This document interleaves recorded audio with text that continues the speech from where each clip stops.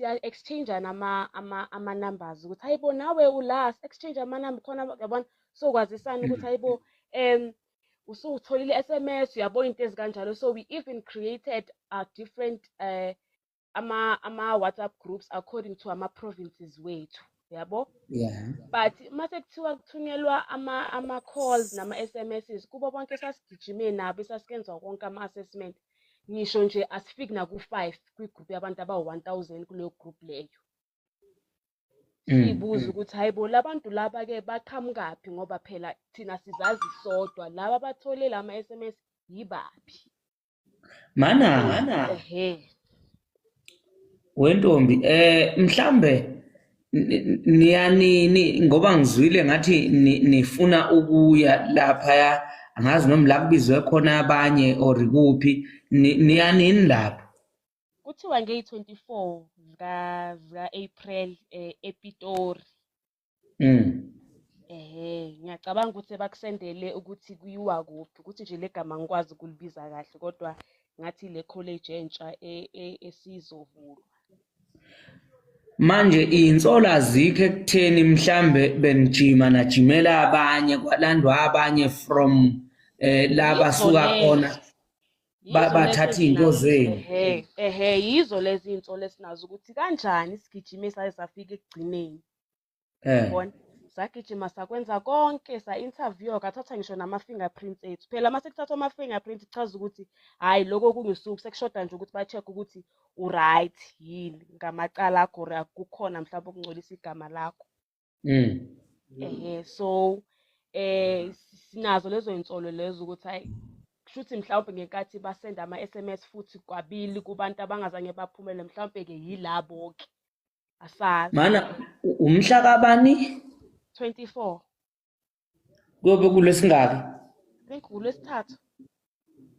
kulesithathu during the week ne. Yes hayi cishe izoba ngcono my during the week bengithi mhlambi weekend kuthiwa ngo7 till 1 o'clock khona ePitori ngo7. Okay lungile ntombi ake sifaka ubani uphushi uphosha or uphushi. Okay sha Molo Butgodole njani? Sawubona nkosazana. Ndiyaphila. Ukongeza kulento uzi ayithethileyo ne. Eyona nto ibhlungu is that the recruiting company lebisetshenziswa RTMC ne. Bebekade besi-update nge-page yabo ka-TikTok of which everything was transparent. Even if bazoya eJoburg they were communicating kula page ka-TikTok Milton Resource Recruitment. Then all of a sudden ngoku into esikhalisayo xa sekumele ukuthi siye kuma medicals seyitshintshile into lo sisi ngoku seke communicator kwi-private kwilentozo kwi-page yakhe e-private uyabona of which in that case obvious someone onazi means sokuthi akhuphe okuncane okusesikhwameni obvious angambamba esayidini yabona because usisi lona uzivezile ukuthi ndim one powers zokubeka zoku selector the right candidates uyabona. And ke ngona another thing esikhalisayo is that sonke senze i-physical assessment ezifanayo uyabona sonke sa driver ngokufanayo sapasa futhi then sonke saya kwi-interviews and sonke sathatha i-fingerprints and ke ngona ke the time besenda i-SMSs because bayenzile yonke and they were transparent at first ngoba besebenzisa le i-page ye-company they were transparent besho ukuthi ngoku you are done with all the provinces. Then they left. Then ango October they communicated again ukuthi no we are coming back to Joburg. They sent ama SMSs to those people that couldn't attend the physical assessment. They were given a second chance. I'm one of the person who called ngafonela Milton Resources because one of my friends wafela kwi driving. I thought maybe even nalaba fele kwi driving they are given a second chance. So I made a call. The person that I spoke to no, because the number doesn't add up. That is why we had to give those that didn't come for a physical assessment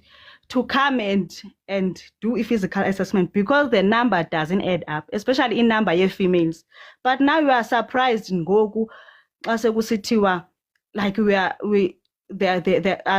are unsuccessful, like kanjani, everything. It doesn't add up. It doesn't add up at all. Uyabona mina into engangitshela yona.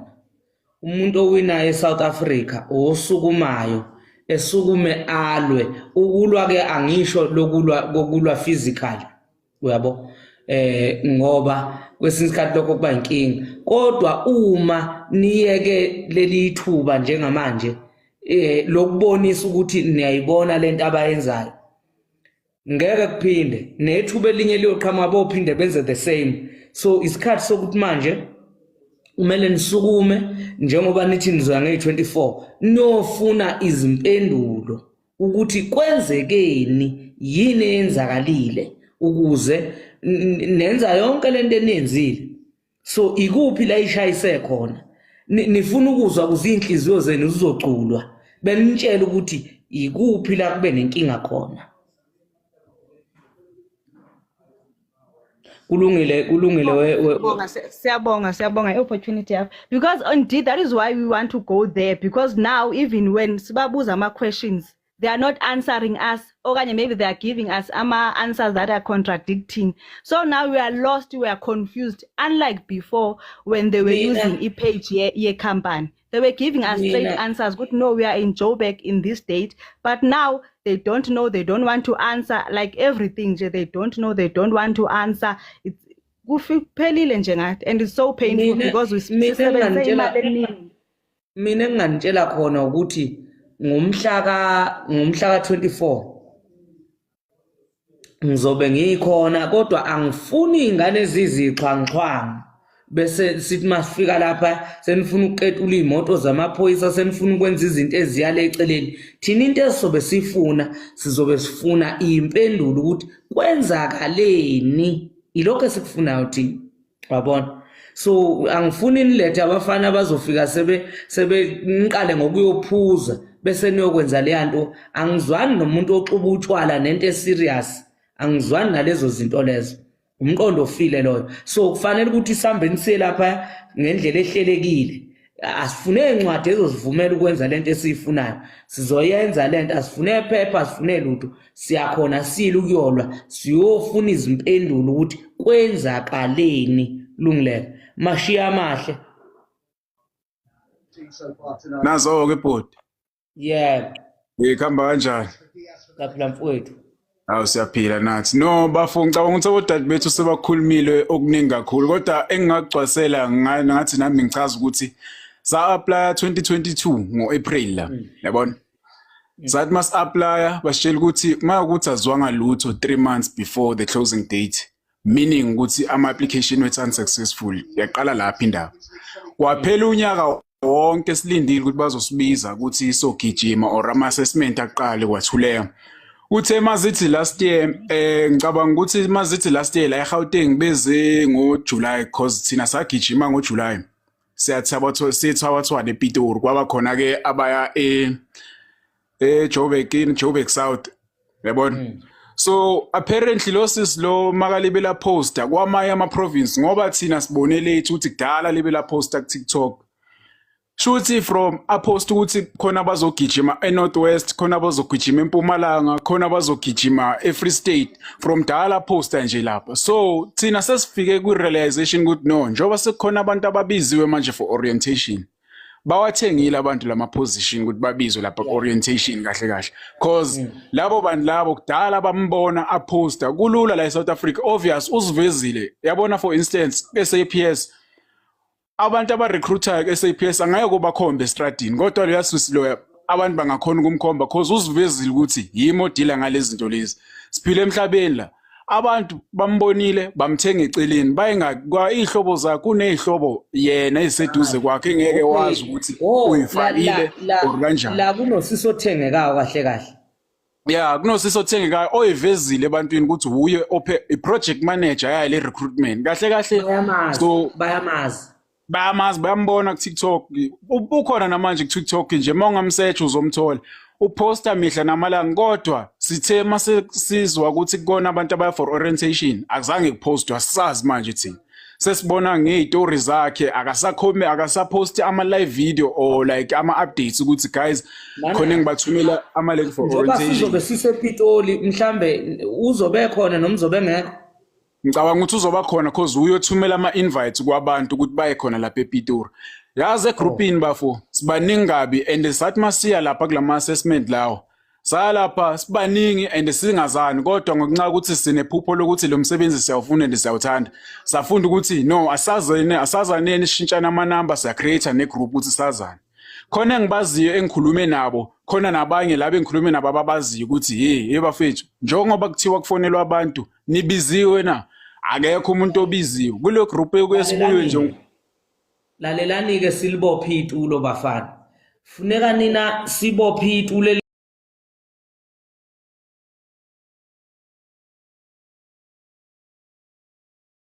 ukuthi ubone emaphoyiseni kunedudle ezinkulu abajima ababheka umuntu akekho ba-asesayo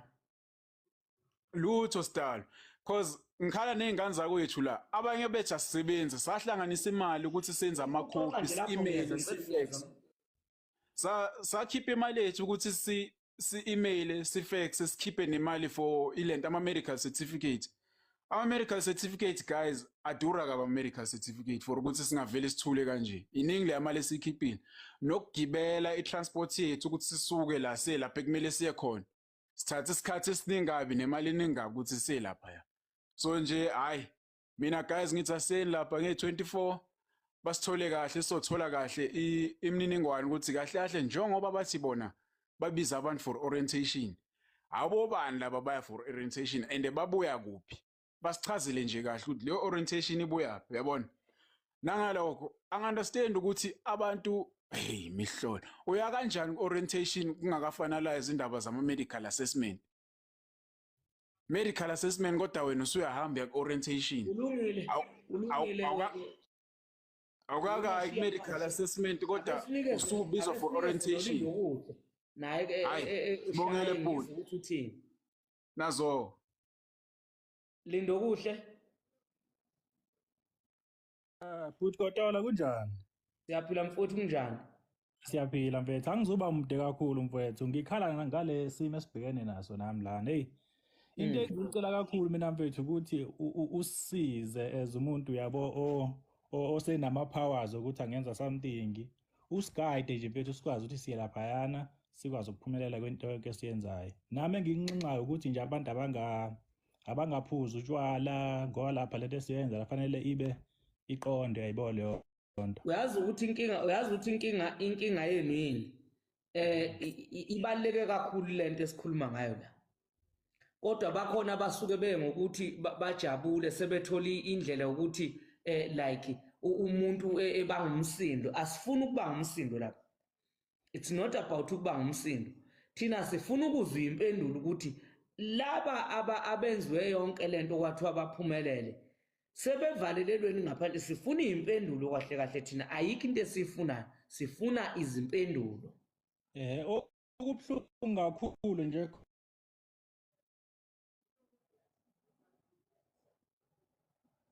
lindo kuhle hayi ulindo kuhle usebanjwe inetwork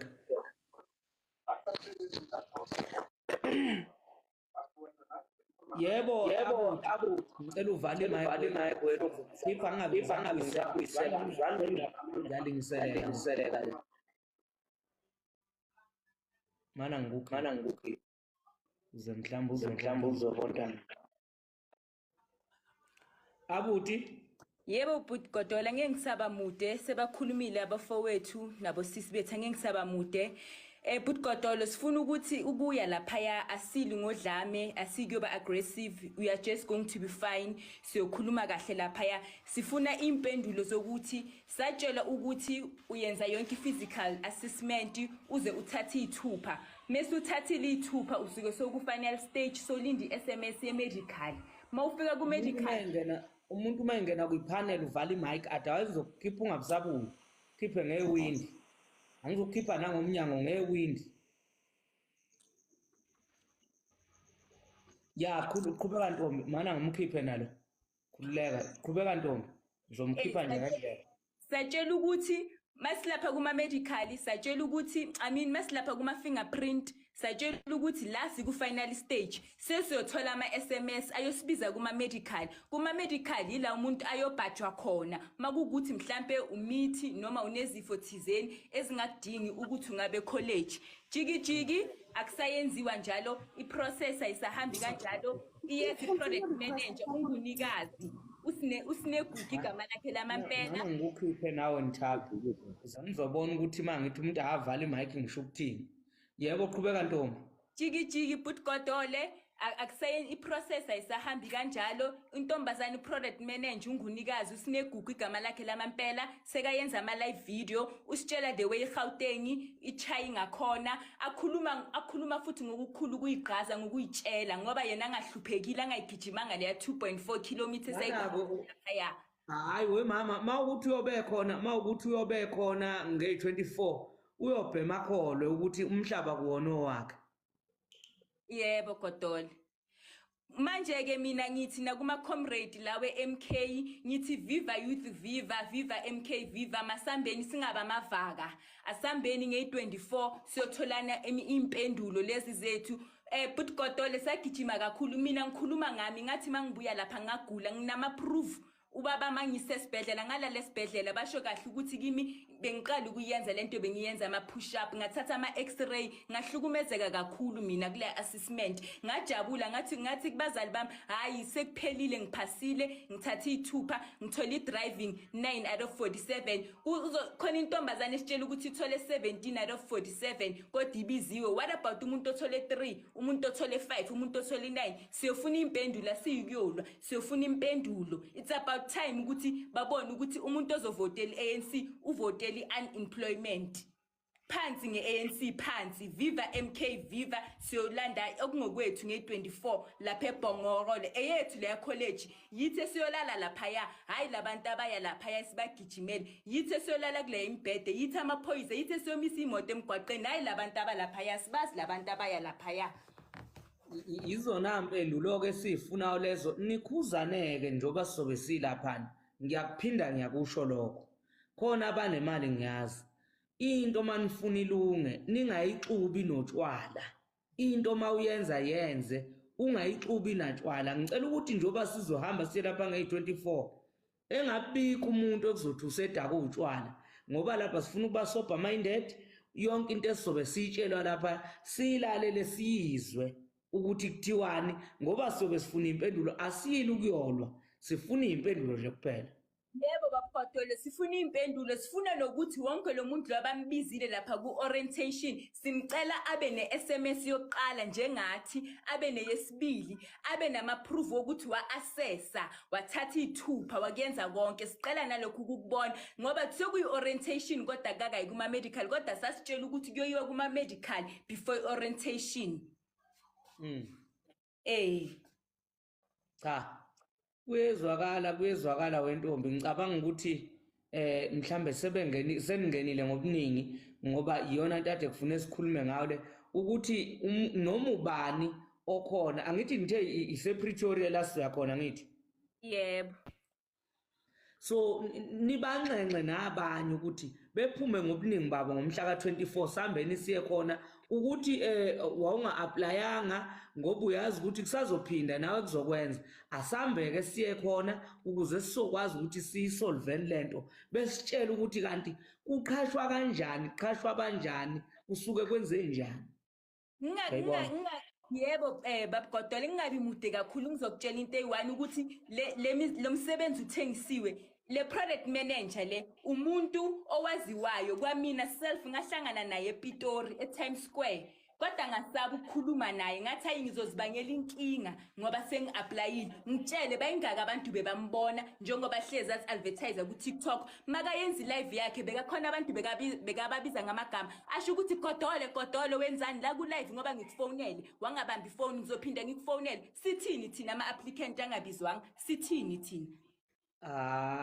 iskemu ke leyo njaleyo inja yeskemu ke le ekhuluma indaba enje nayikhulunywa niyamthemba kodwa lo muntu lo mhlawumbe uyobe ngekho ake ngithandazela ukuthi ebekhona ngey-24 khona ezokubona. Yabona this time uzobona ukuthi asidlali si-youth we are hungry, we are not working as a youth. Uzoyibona i-MK ke yabona ngithi umuntu wonke umuntu la uyovotela i-MK ANC ozovotela i-ANC ulo sazohlala ongasebenzi uyosibona kahle ngeyi-24 bayoyibona. Webangani bami uyabona nginitshele mina nginitshela iqiniso noma kungathi ubaba wakho udla amathenda lapha kwi-ANC.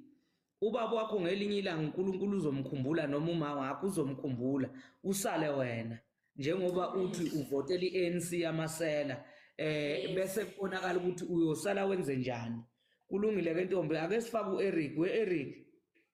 Hayi ubani hayi kunakuze ngithi uEric ayileli igama noma ngiyazi.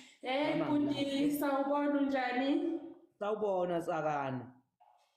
Bhuti yazi I am not happy kahle ngifila ngathi bekumele masiqeda nge-interview basitshele ukuthi you didn't make